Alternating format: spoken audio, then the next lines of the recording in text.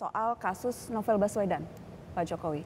Terakhir statement dari Presiden akan menunggu apakah polisi bisa menyelesaikan, akan menunggu sinyal dari polisi apakah bisa menyelesaikan, baru kemudian mengambil step lain.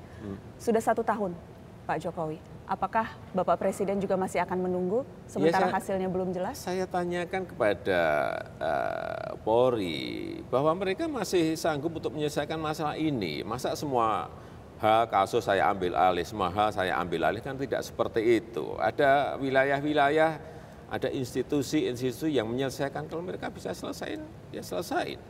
Apakah dari Bapak sendiri melihat seharusnya ada batasan waktu yang lebih jelas? Kalau batasan waktu dari Anda kapan, Pak Jokowi? Karena sudah 1 tahun ini. Ya, memang harusnya ada. Itu yang nanti akan saya sampaikan ke Kapolri. Karena kasus ini penting kan, Pak, penuntasan kasus ini? Sangat penting. Semua hal di negara ini sangat penting.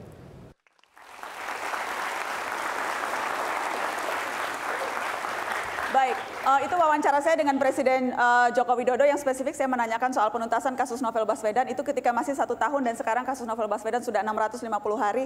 Apa yang menghalangi sehingga tidak bisa dituntaskan, karena itu pertanyaan yang banyak juga ditanyakan oleh publik. Silakan.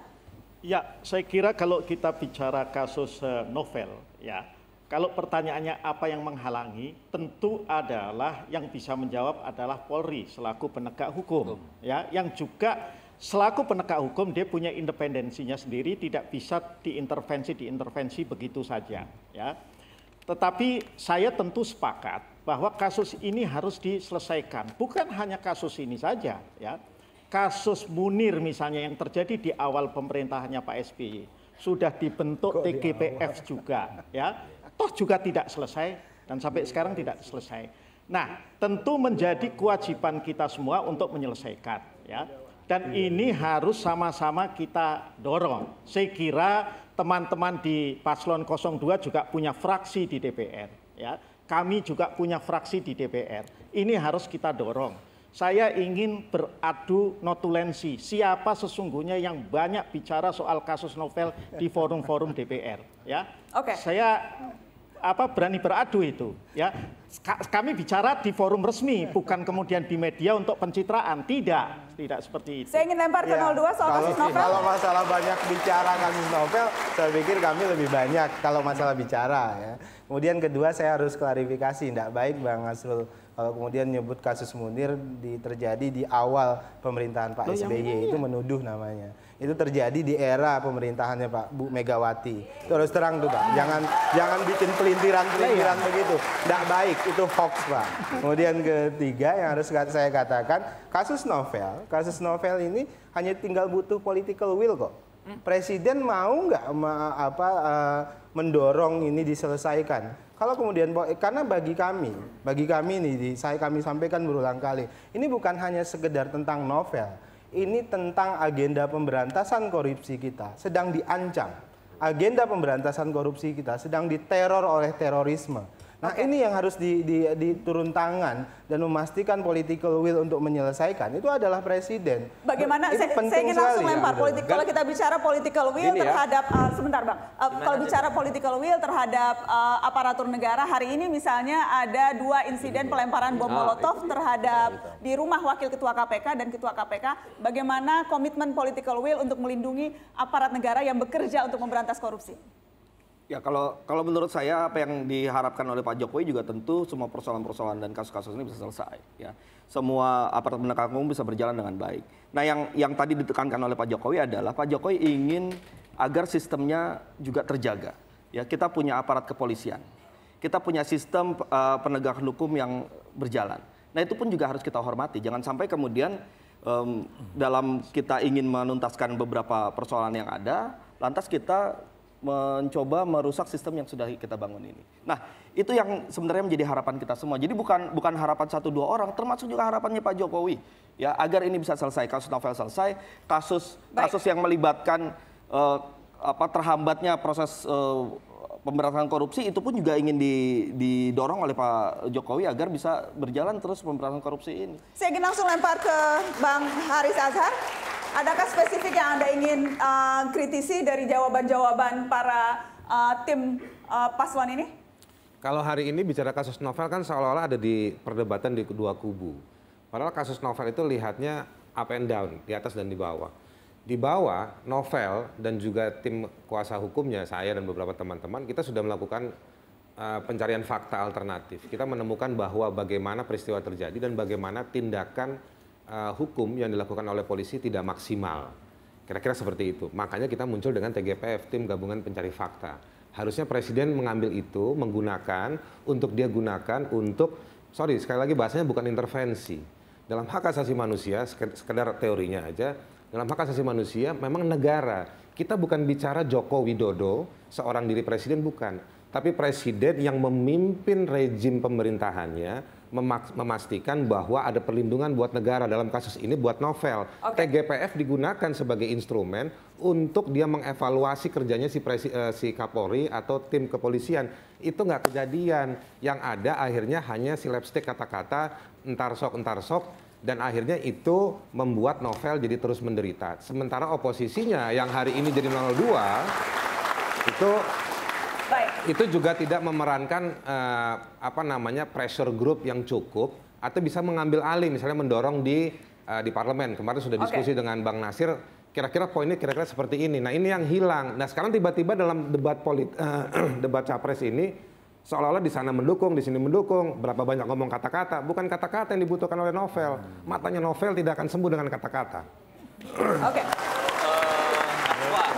Saya yakin ya mengenai masalah kejahatan HAM masa lalu dan mengenai kasus novel, dalam sisa waktu ini Pak Jokowi juga akan terus menyelesaikan persoalan hukumnya sehingga bisa terungkap siapa sebenarnya yang melakukan langkah-langkah yang dimaksudkan termasuk pelanggaran HAM. Tapi satu hal Najwa, bahwa hal yang menyangkut masalah HAM ini hanya jangan diartikan hak yang menyangkut mengenai hak politik, sipil dan politik.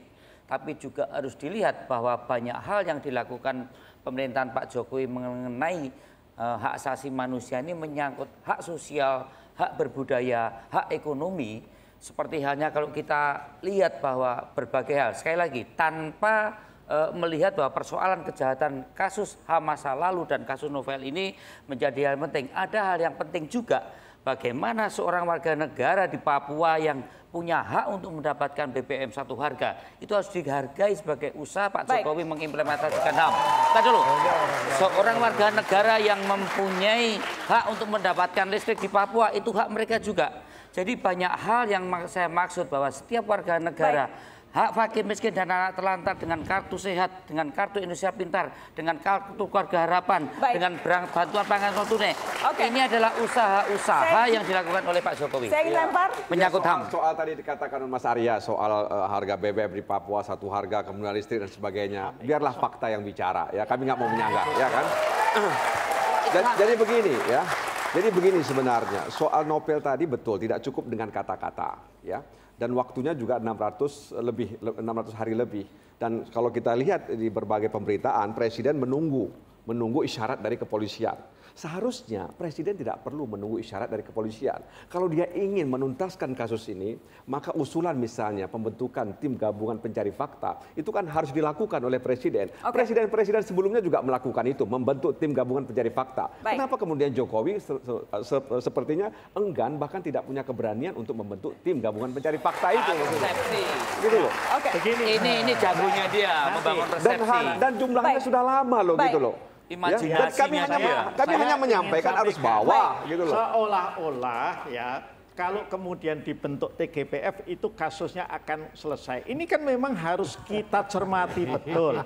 Saya bukan ingin mengatakan tidak setuju dengan TGPF, tapi juga jangan kemudian menempatkan situasi bahwa kalau dengan TGPF itu akan selesai. Kan sudah ada TGPF Munir, tidak selesai juga kasus Munir sampai sekarang. Itu yang dikatakan di political will yang tidak ada begitu loh. Coba lihat ya, kita bukan kemudian ingin saya ingin lempar ke Mas Haris Azhar karena tadi dikatakan kalau kita membuka ini akhirnya jadi perang kata-kata, yang dibutuhkan novel bukan kata-kata. Tadi Anda katakan kalau bicara penegakan HAM, dua-duanya bermasalah. Berarti untuk publik memilih, kalau buat mereka isu HAM penting, apa pegangan publik untuk memilih kalau memang tadi dalam penilaian Anda dua-duanya tidak ada yang betul-betul firm dalam penegakan HAM. Pegangan kita apa? Sedikit soal hak ekonomi sosial dan budaya, Mas Bima. Saya kasih contoh, di Sumba Timur ada masyarakat adat yang kena kebijakan RPJMN. tanah diduduki oleh perusahaan katanya 19.000. Kenyataannya hampir 70.000 di Omalulu. Silakan berangkat ke sana. Di Papua, bicara kebanggaan bagaimana merebut kembali Freeport ke tangan Indonesia. Kita nggak usah berdebat itu. Yang mau saya tanya, apakah masyarakat adatnya dikonsultasikan? Aliansi Masyarakat Adat Nusantara kecewa karena RUU Masyarakat Adatnya tidak diadopsi. Janji waktu 5 tahun lalu. Jadi maksud saya begini, kita jangan mendistingsi soal hak asasi manusia, hak sipil politik, ekonomi sosial budaya. Sebentar. Yang menyangkut HAM dari Pak Jokowi. Nah, betul. Kenapa Anda katakan itu loh? Loh, itu sudah diadvokasi oleh masyarakatnya, sudah disuarakan. Saya percaya. Nah, itu yang saya mau bilang begini, ada. masalahnya begini, bukan sekedar isu haknya apa, tetapi bagaimana akses. Tadi kan saya bilang akuntabilitas. Semua punya problem. Di sini ada problem soal akuntabilitas Prabowo. Aksesibilitas Anda punya problem dengan Jokowi. Answerabilitas saya meragukan juga dua-duanya. Pertanyaannya jelas Nana. Pegangannya adalah kita hanya punya mekanisme perlindungan hak asasi manusia. Tapi kabar buruknya Nana, menurut World Justice Project, teorinya 01 pakai survei. World Justice Project bilang hanya 8% rakyat di Indonesia yang punya akses terhadap soal keadilan, akses to justice. Ini problem kita. Nah, sekarang siapa yang mau mengedukasi dari dua ini? Jadi kesimpulan saya mohon maaf, tidak optimis bahwa keduanya dalam soal hak asasi manusia bisa efektif melindungi 10 pasal yang ada dalam konstitusi kita. Baik, kita akan kembali untuk membahas isu korupsi setelah ini. Tetaplah di Mata Najwa.